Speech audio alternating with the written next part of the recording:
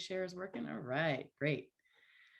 So unfortunately, Nancy Stana, who's my co-facilitator, got sick yesterday. So she has needed to step away and not present with me. But I did want to let you know that she is one of our ATD teaching and learning coaches who's been at the helm with me in teaching our current cohort for the teaching, designing and teaching a student-centered course.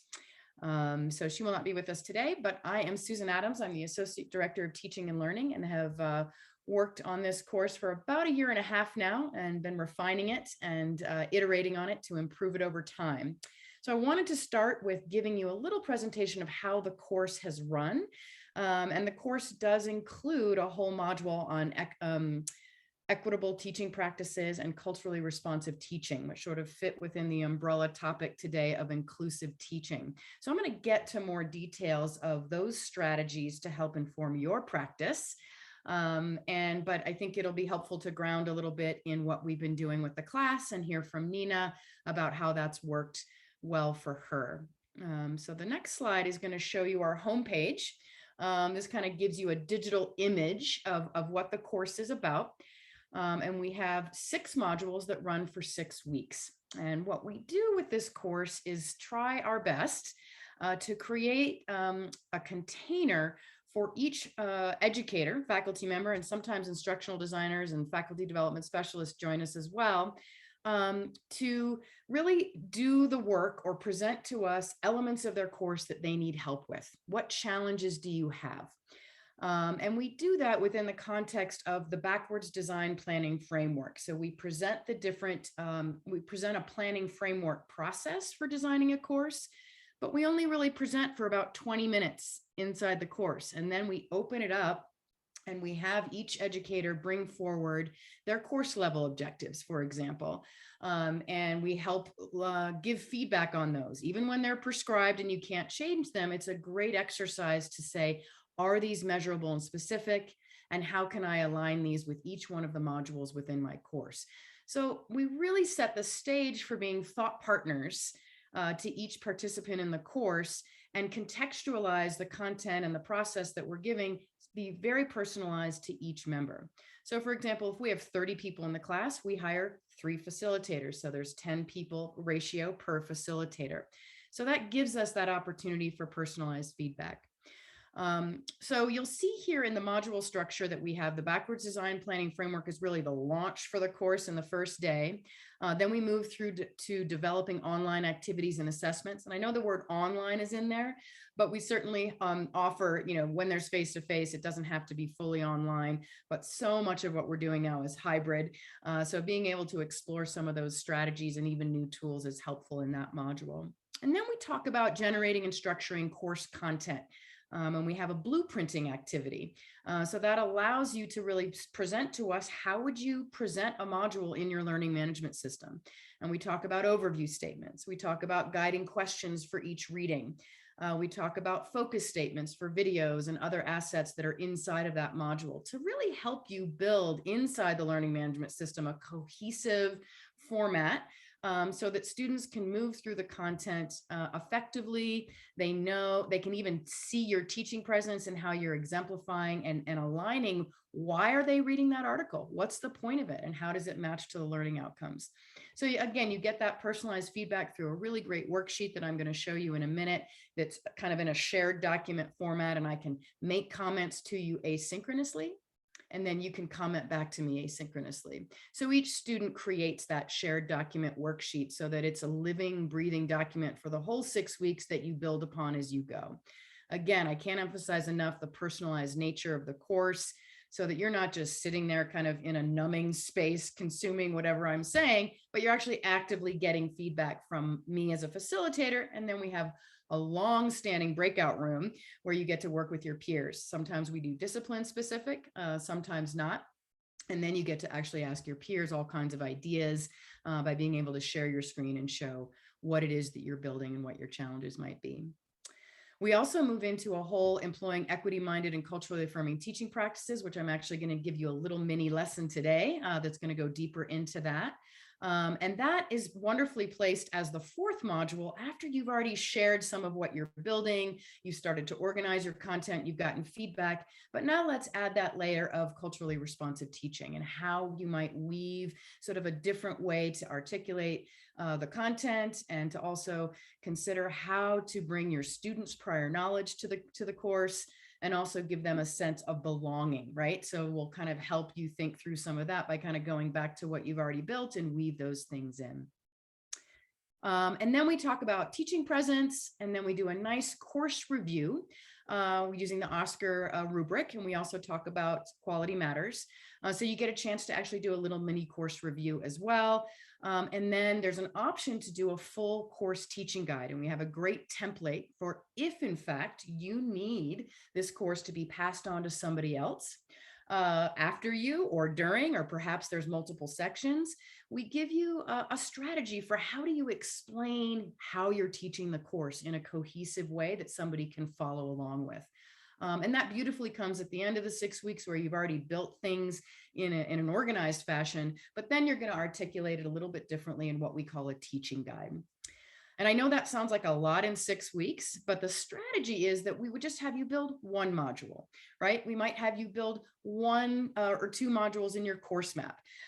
We might have you review only one element of your course. We might have you build only one section of the teaching guide. So these are all sort of tastes, right? Little putting your toe in the pond, shall we say, of each of these steps in what we would say is a cohesive framework for building a course and going through a design process, that then you have a nice toolkit that's personalized to you. The course is over, and then you come back and say, oh, I need to build out modules 6 through 8 now, but I have a framework for that. Oh, here's the teaching guide. I remember how that worked, and now I need to populate more of that. So the beauty of this is you get to have tangible, actionable takeaway steps to make your course development process go much smoother. And a lot of the feedback we've gotten is, God, I wish I had had this 3 years ago. I've been flailing and, trying to just make ends meet with 5 courses to develop at one time. The idea here is to save you time, not give you more work. So I'm just going to take a breath there as I kind of gave you a lot of information and kind of contextualizing how the course runs. And I wanted to just give you a sneak peek of what the worksheet looks like, right? So this is the idea of the course level objectives worksheet. Allows you to go through a cognitive process that isn't just giving me your course level objectives. I would love you to tell me what might be the essential questions of your course, right? That you can extrapolate from the course level objectives you've been given. And those essential questions can then possibly be at the top of each module in your LMS. It's a great way to motivate students to think, oh, I'm going to learn the answer to that question in this module. Also, what are some of the transferable skills? What are some of the meaning making? By sort of rethinking kind of a cognitive exercise of your learning outcomes, you can really help set the stage for even a more effective articulation of what you want your students to learn every step of the way. So you'll see that on the left-hand side worksheet screenshot I made. And then on the right, there's the course map. And some people say, Susan, I've already done a course map 16 million times for my department. Do I have to do another one for you? And I say, absolutely not. Show me the one you've already built, right? So this is just a standard course map. A lot of people use this one. Some people use others. Again, I really don't want this to be more work for you, but it does help you find the gaps, right? So what am I missing in the overall bird's eye picture of my course? So that would be just a tool for you. But some people show up with it partly built. Some people show up with none of it built. But we get to have a conversation about what it is you need and where you are in your process of course building. And then you'll see this is sort of an example of what would be the elements of a module inside of the LMS, and we call that the blueprint, right? So this isn't the whole worksheet. It's just sort of a little sneak preview of what that is going to be pertaining, right? And we call these the assignments or the homework. But again, we hope that something like this is not additional to your work. It is actually enhancing your work and help you organize your work in designing a course. So before I bring up Nina, who I'm going to ask her a couple of questions about her experience in the course, I wanted to open up to questions, thoughts, comments, either verbally by taking off your mic mute or taking off your mute, or placing a question in the chat. Is anybody on this call, aside from Nina, have you participated either in the the iteration of this that we ran last October or participating in the session now?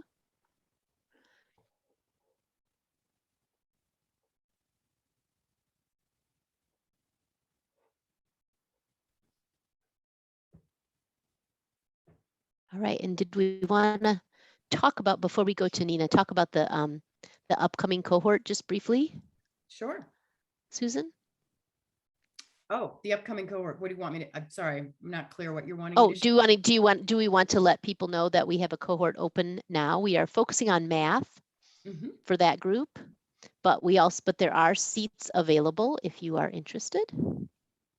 Yeah, so I think we're looking at the dates, and let me correct me if I'm wrong here, Jenny.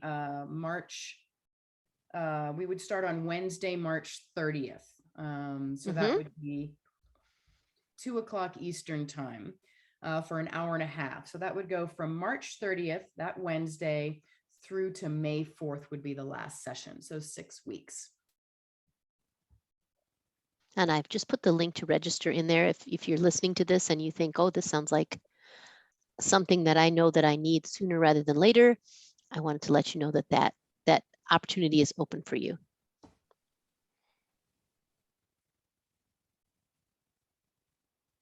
So I'm curious, and I'm just going to ask one more question. I'm okay with the silence, but I want to ask one more question that might be more relevant to you is, does anything I've just shared, would or could it be useful to you in your practice? Even if you can't join the cohort on March 30th, I'm just curious if anybody's has any kind of like, oh, that could be helpful to me, or no, this really isn't an asset or a course that would be relevant to and support my practice.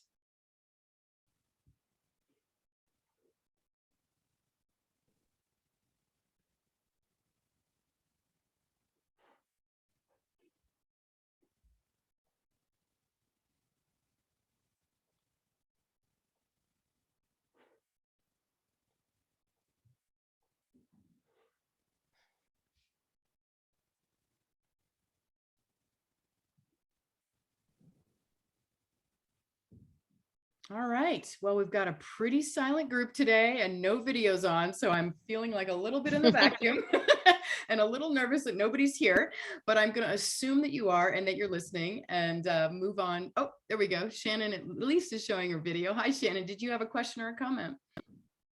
No, I just didn't want you to feel alone. I'm listening. Oh, I appreciate it. Thanks, Shannon. All right. Well, Nina, I would love to hear from you. Nina and I have been working great together. It's been so fun to get to know her course.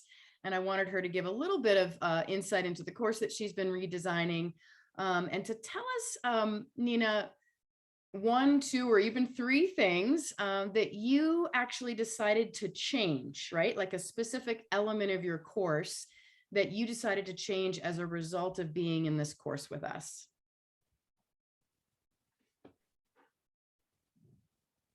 Okay, I'm sorry. Something that happened with my internet. I only caught the last half of that question. Could you, of course, Nina, you're very garbled Oh. at this moment.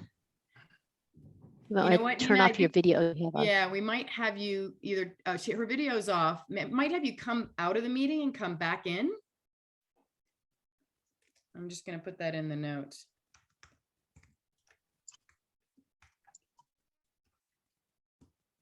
Is that bad? Is that Yeah, it's still breaking up. okay? Yeah. I'm gonna try that again. Okay, great. And you know what I can do, Jenny, is I can move on to the culturally responsive piece and we can come back to Nina. That's one option. That might make sense. Yeah. Yeah. Okay. And I just wanted to acknowledge Eric. I think this course would be super helpful to my colleagues and I, so appreciate that, Eric. And then Jessica said, I'm not currently building a course, so it isn't immediately relevant. And this certainly will help my current efforts. And same here, no course development process currently will be, but would love to hold this design up against my current courses to improve them. That's absolutely possible. So thanks for that, Tom. Great. So good to know. So, and even if you are not able to, Can you hear me? Nina, Hmm. can you speak again?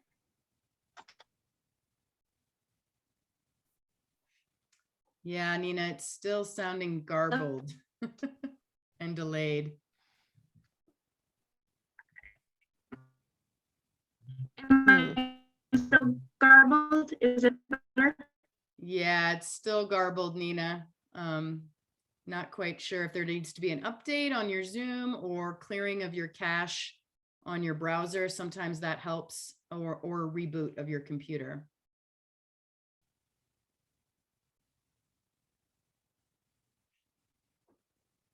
Yeah, okay. I think she's going to try some of those things. There we go. I don't want to waste okay. anyone's time, And- so. And I want to pause and say, I appreciate people's comments about the course. And, you know, even if you're not able to join the cohort that we have now, we will be looking at whether we can offer more of these in the future. So it's good to know that you are interested. Okay, third time is a charm. Is this it? Yay, that's there better. she is. Perfect. Of course this would happen today. Of course, of course, of course. Okay, now I think I've got that problem solved. Could you ask the first question again now that I am fully flustered? You're awesome, Nina. Thank you so much. Gosh, tech stuff happens. I think it was probably a pigeon flying through the wires there. It's happened to all of us, I'm sure. So yeah, I wanted you two things that we could have you start with. One is a description of, you know, yourself and what your role is at your institution right now. And then a brief description of the course that you are focusing in on to redesign while you were with us. And then after you describe the course and itself, we'd love to hear 2 to 3 specific things that you changed, elements of your course that you changed as a result of being in the course with us. All right. So hopefully my internet can hold out for me. So my name is Nina Knight. I'm at Jackson College. I'm the lead creative writing faculty, and I'm also the lead faculty for composition inside our corrections education program. And what I chose to bring to this this course was my English 131, the Introduction to Writing class, but my 7-week class. 7-week classes are you know, of course, accelerated, but they're a lot of work in a small amount of time. So I felt I wanted to revamp that as well, because it is also something that we work on when we work inside the prisons as well. And I saw that, I believe it was Jessica said in the chat before I lost connection, that she was in the process of designing her course, and that would be the perfect time to bring this to this class, to this seminar, because you can build your class as you're building your class. It's just amazing information. There was so much information that I got from this 6-week course, and really what I want to make sure everyone is clear is that 6 weeks, I know we're all busy, we have a lot of meetings, a lot of things going on, but never once in the 6 weeks did I think, oh yeah, now I got to go do that ATD thing, I got to go do that module.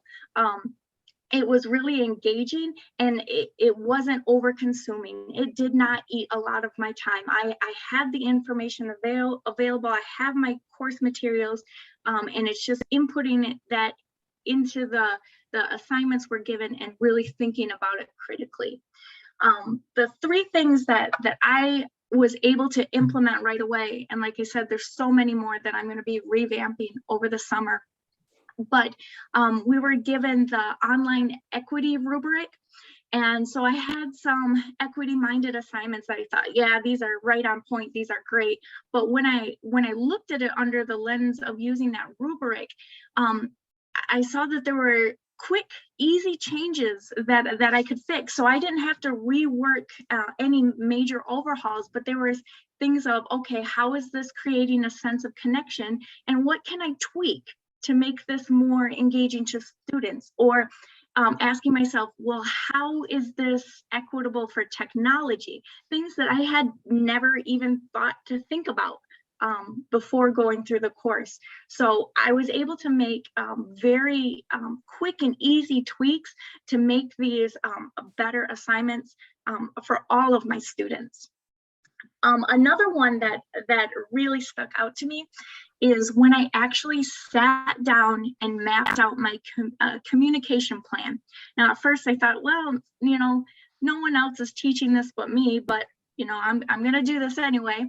But when I actually sat down and looked at my communication plan written down, I realized the way that I was doing it was adding more time to my day, and it was adding to my stress and frustration of being in this accelerated class.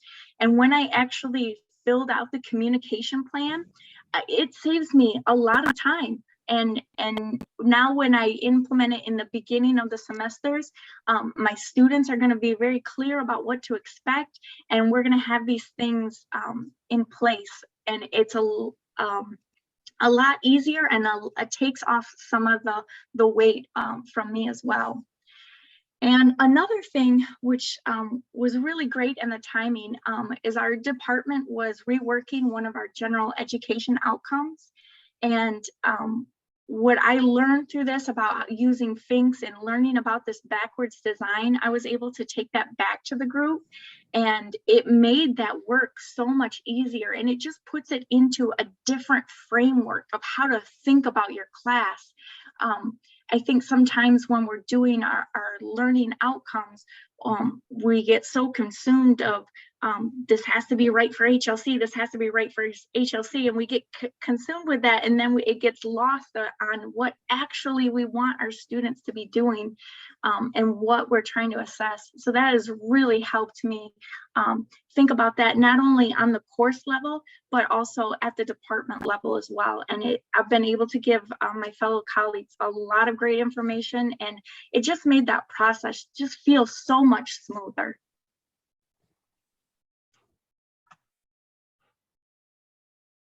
So those were the 3 things I implemented. Love it. So I'm curious, Nina, also to ask you kind of a third question here is, you know, I'm curious about the process that we presented, right? So now that there is the backwards design framework and this idea of this worksheet and kind of the progression along, is that something that you feel like you are changing your own process of how you go through designing a course from either soup to nuts or a redesign? What elements there have been helpful or not helpful? No, I love it. And I printed out a blank copy of it to make sure I have some going forward.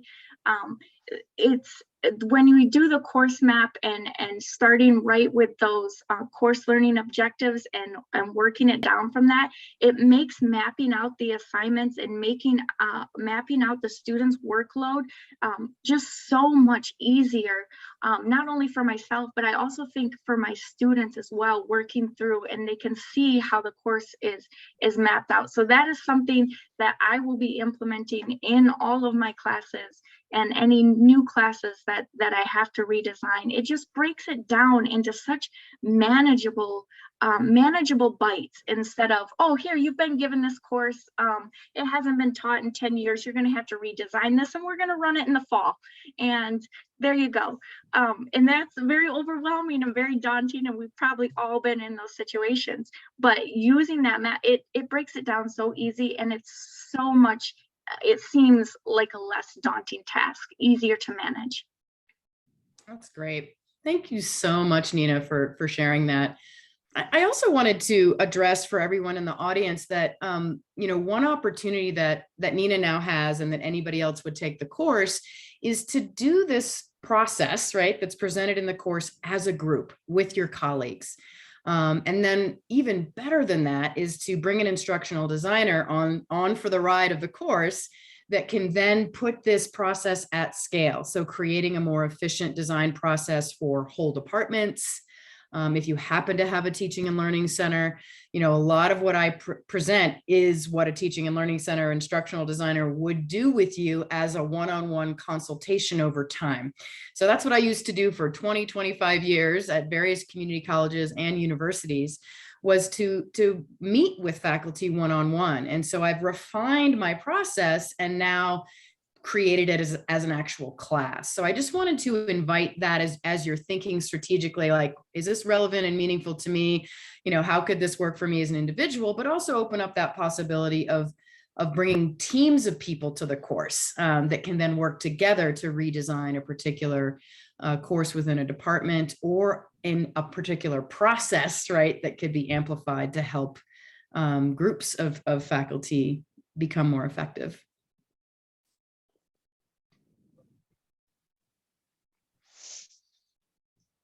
Any questions or comments for Nina or myself about the course itself?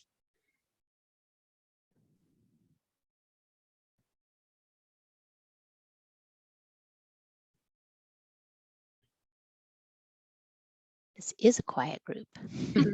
No worries. Well, I'll just add on one more thing if I can, if no one has. I just wanted to talk really quickly about the feedback that we got. The feedback was amazing, both inside and out of the class. I got personalized feedback from the facilitators, and you can see that they really care about your course and your course design. They took into consideration the things that were specific to my college, and the things that were specific, talking about department things and issues with bookstore and things like that, and being a 7-week course, and our department, even though it's a 7-week course, you're required to do this, this, and this. They took all that into consideration when giving me that feedback. So it wasn't just a vague, but it was, I wouldn't have to go back and say, well, that might work, but at my college, this, and this, but it was specifically tailored to me. And then when we brought our work to the group, it was so nice to have these multiple perspectives on your work. People being from theater departments and history departments, they're looking at this from multiple perspectives, and it really just, the feedback was absolutely amazing as well. Thanks, Nina. That's my favorite part, is giving the feedback and being a thought partner, because I learned so much from you as much as you can learn from us. So it really does take a village, and I love creating that container. And I also just wanted to say that because the next cohort is leaning in towards focusing in on math, it wouldn't be hard for me if other disciplines showed up. So I just wanted to keep that in mind, have you keep that in mind. But with that, I'm also putting together some math specific, not activities, but examples, right? So I have a really great set of examples of social justice in mathematics and STEM fields but kind of a set of resources that I'm putting together as we've started to think more and more about social justice in education and how we can weave that into our curriculum. So I've gotten pretty excited about some research there that I definitely am going to weave into the course. And I do in the beginning ask you, what do you want to get out of this course? What are some things that you would really need to enhance your course? And because we're so responsive and creating it as personalized, we can pivot and do research in between each live session to come back to the next live session with answers for you. So to Nina's point, that's how we do it too. So. Thanks. I just wanted to take a pause and thank Nina so much for preparing and sharing her experience with us at this meeting. I'm really excited. I've dropped in on a couple of sessions, and I'm really excited that people have gotten a lot out of the course, and Nina exemplifies how she's using this kind of work, personalized and really closely related to what she does every day, to build a course that will do a better job of lighting the fire and keeping the students engaged and moving through the course. So thank you.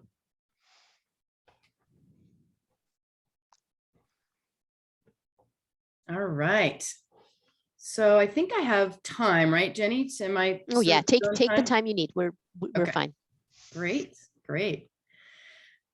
So now I'm going to just shift into giving a little bit of a mini lesson that we do teach in the course. But also I appreciate having each one of you think about, how could the concept of culturally responsive teaching inform your current practice? Even if you're not teaching now or you're not redesigning a course, I've gotten pretty inspired about the idea of how we can be culturally responsive in the classroom. And I even take this to my personal life in thinking about the work that I do. I'm on a board of directors for my crew team, and thinking about equity and inclusion even in that part of my life, right?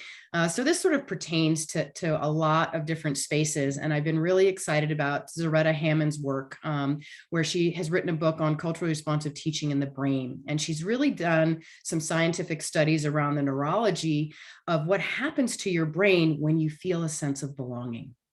And it increases motivation, it increases capacities, and actually for your neurons to fire much more effectively so that you can consume content, analyze it, make meaning of it, and make connections to your own learning goals and your own cultural context. So this is pretty exciting work and something that we're wanting to amplify in every aspect of how we design a course. So this quote really exemplifies what the whole book is about, which is an educator's ability to recognize students' cultural displays of learning and meaning making, and to be able to respond and construct positively and constructively with teaching moves that use cultural knowledge as a scaffold to connect what the student knows to new concepts and content in order to promote effective information processing. So we're going to get into how do you do that, right? That sounds like a beautiful idea, but where is the how? And again, I'm going to encourage you to think about your own contexts here, and what assignment that you've been trying to build, or a module you've been trying to build, or even a course description for a new course. What could you be thinking about? What kinds of questions could you ask within your context or your discipline? So one of the ways that you can be culturally responsive is getting to know your whole student, right? So that takes a little bit of unpacking of social identities for yourself and social identities for your students. So by knowing your whole student, you can intentionally design all aspects of the student experience because you know who they are. And you can go beyond basic demographic information that may be provided by your institution to understand the intersectionality of your students.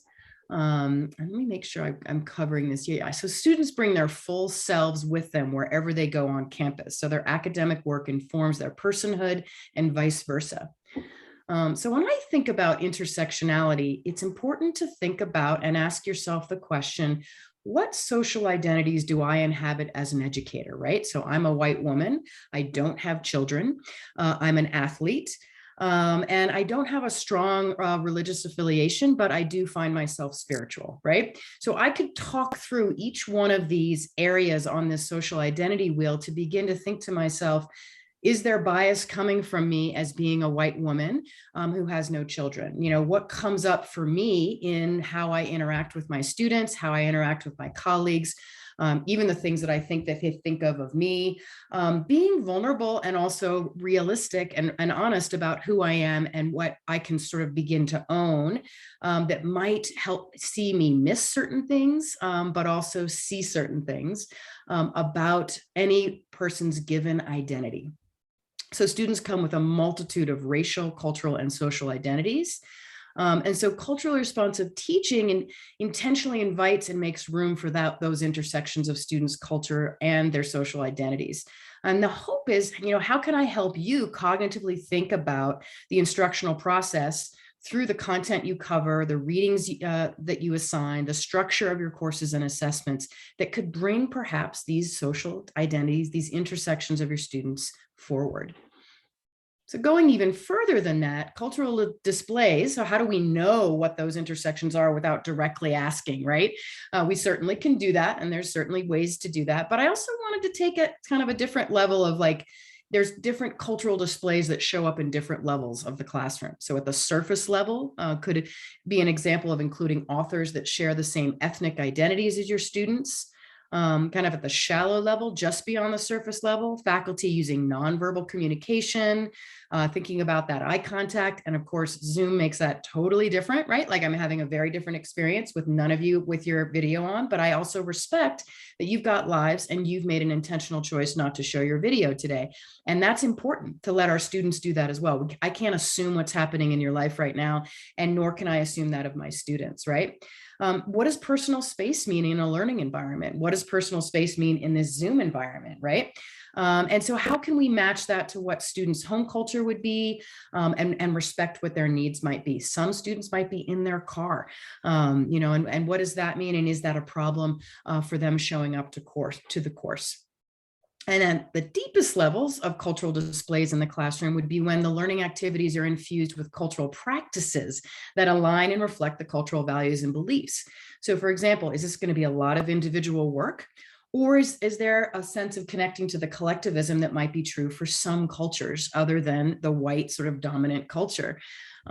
Where is competition the norm in a culture, and where is cooperation the norm? It's not that one is better than the other, but thinking about that through a cultural lens can help us say, hey, there's going to be a healthy level of competition here because I think that might match who's in my classroom, right? Or I'm going to stick to much more of a cooperative set of activities and learning exercises that are going to then meet and hopefully invite more motivation and a sense of belonging to my students.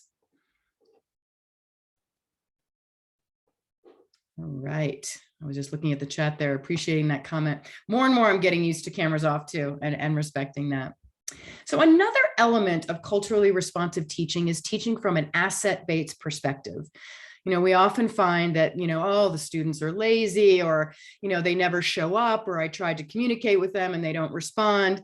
To begin to unpack, like, where are they coming from? What's happening in their lives? What might be some ways that I can start to at least be there for them to start to share what's really happening, and just not assume laziness, but perhaps assume that there might be something happening that I could actually find a resource on campus to support them on.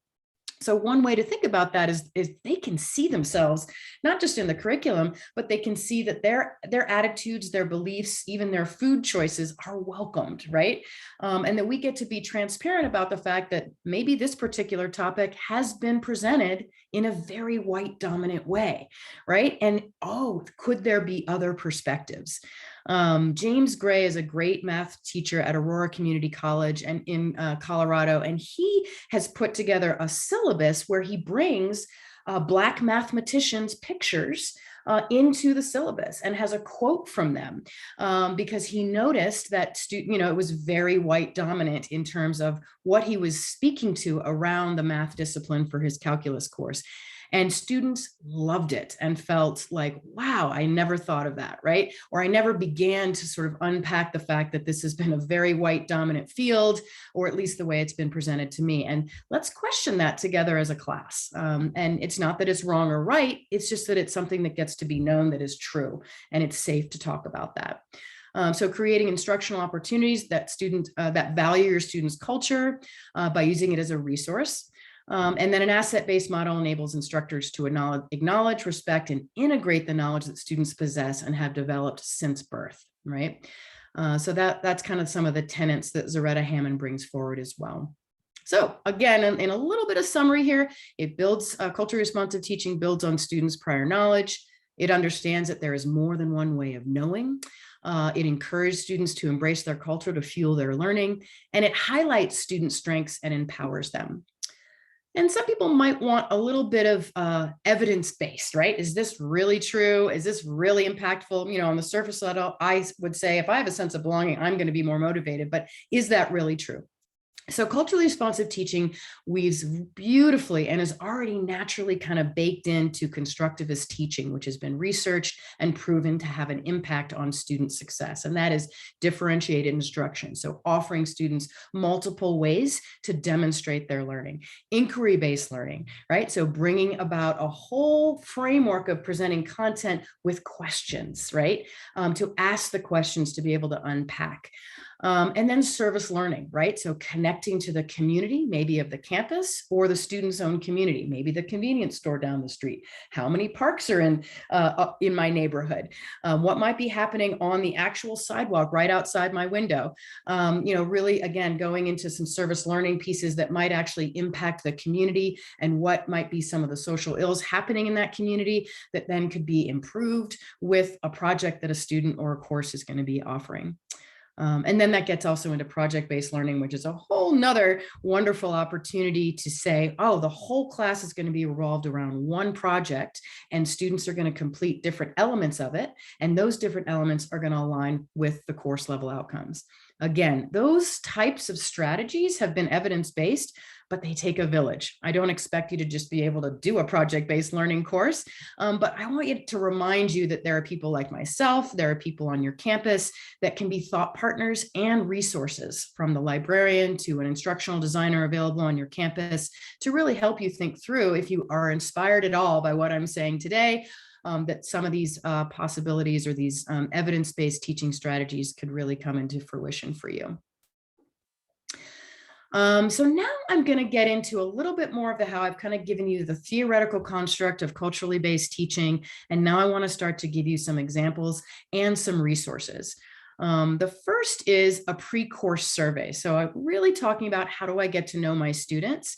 And we can call this a number of things. It could be a pre-course survey. It could be a first week survey. It could be done verbally. It could be done in a survey tool in your LMS. But so just think about this in your context about asking questions. What a great set of questions. What is your first language? What pronouns do you appreciate or need or is true for you? Name pronunciations.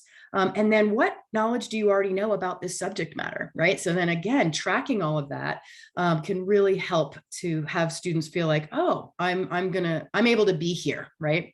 And then familiarity with digital tools. How much support and tech are they going to need in the technologies that you're using?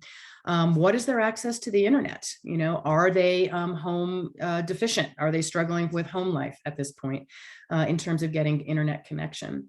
Questions and concerns and anticipated challenges about the course. Sometimes I have students read this course level objectives and I say, which ones do you think are going to be the easiest for you to achieve? And which ones are the most challenging? And which ones might be missing? And that becomes a graded assignment in its own right. Great way to, again, launch the course, get a sense of belonging, and then the students all of a sudden have an aha moment of, wow, I have agency here. I get to contribute to how this course is being taught, and maybe even some of the content. So again, setting the stage there with a survey is one example of how you can actually operationalize culturally responsive teaching. And there are many other questions to ask, but that's just one example to be able to give there. So then I thought about, because I've been speaking to you and kind of promoting this course that I'm teaching, I'm framing, again, getting into actionable steps that you can take away today to consider within your context. And so I brought forward 5 different course elements. And then I matched them with what could be an inclusive teaching strategy, and I'm calling it inclusive teaching, but it's also culturally responsive teaching that could help me operationalize my course design process. So one example or the definition of that would be that your course design creates opportunities for the expression and development of diverse perspectives. And I'm giving a link here. We're going to pass this out to you in a follow-up email where you can go to Black Minds Matter. So this asset embraces asset-based views of Black students rooted in the concepts of equity-mindedness and institutional responsibility. We certainly are in race wars right now. There is a lot going on for our BIPOC students. And so it's really important to begin to educate ourselves about that impact for them and how can we help support that as that sense of belonging in our course.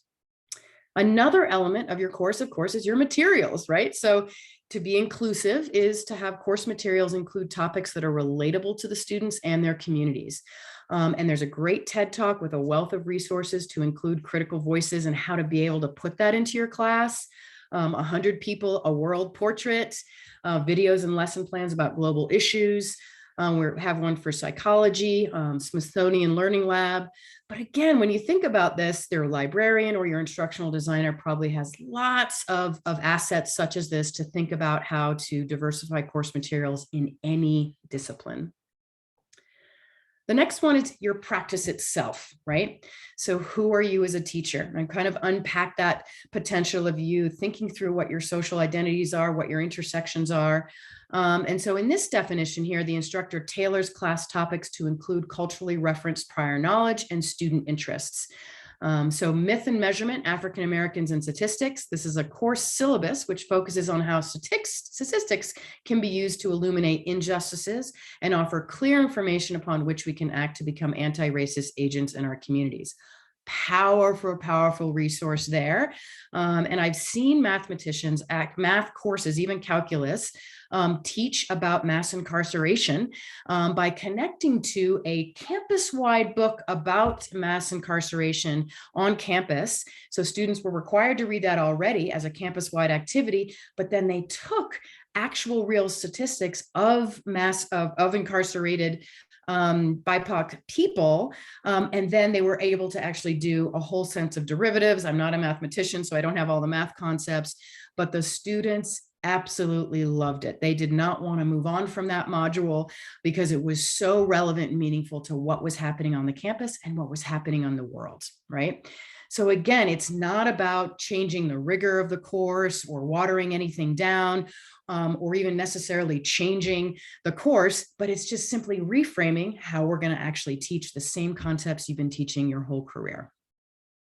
Another is assignment and assessments. So the idea here, and this is obviously the hardest part in designing a course, is how do I create assignments that involve the application of course concepts to real world topics, right? So I just gave you a great example, but here are some resources to give you, again, a cognitive process, a set of inquiry-based questions to ask yourself, how can I change my lesson plans? Some of these are K through 12 focused, but they can be applied to higher education as well. There's a great resource on the astronomy of many cultures that gives actual assignments that can be utilized in an astronomy course, but also could be extrapolated for math courses as well. And then the last element is thinking about interactions in the course, right? Student to student and student instructor, right? So students and instructors demonstrate an understanding of and respect for and interest in each other's backgrounds and perspectives. So we have a whole asset here on creating an equitable classroom through establishing respect. Sometimes that's not easy. So again, we want to support you because sometimes you're needing to lean into some pretty difficult conversations. A lot's going on for our students. We've just gone through a pandemic. And I think we've learned a lot about, the importance of creating a sense of safe space for students to bring their real selves to the classroom. And so this asset's going to help, give you some tools and strategies for how to do that well, and also how to help that sometimes can come up in a discussion thread on an LMS or in a live Zoom conversation as well. So I'm not telling you that this is easy, but I just want to give you the resources to be able to lean into being courageous in the classroom in this day and age, especially when we want to begin to bring some of these tough conversations to the forefront of our disciplines. All right, I'm going to stop there and look at the chat and just see if there's anything I'm missing there. Oh, we just lost DJ. Okay, no problem there. So any questions or comments from you about everything I just presented?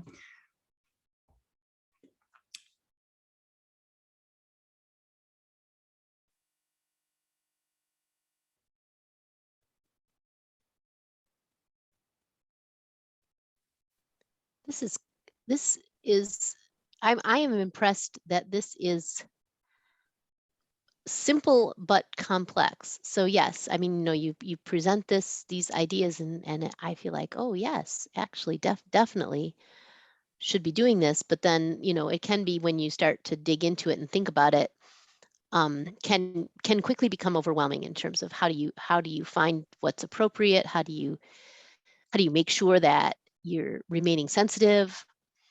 We will have Erin, we will have the slides available on our Padlet for the project. So you will be able to access these, and also the recording of this part of the presentation of the meeting will be available. So you can have access to this to share it with your colleagues, review it in the future.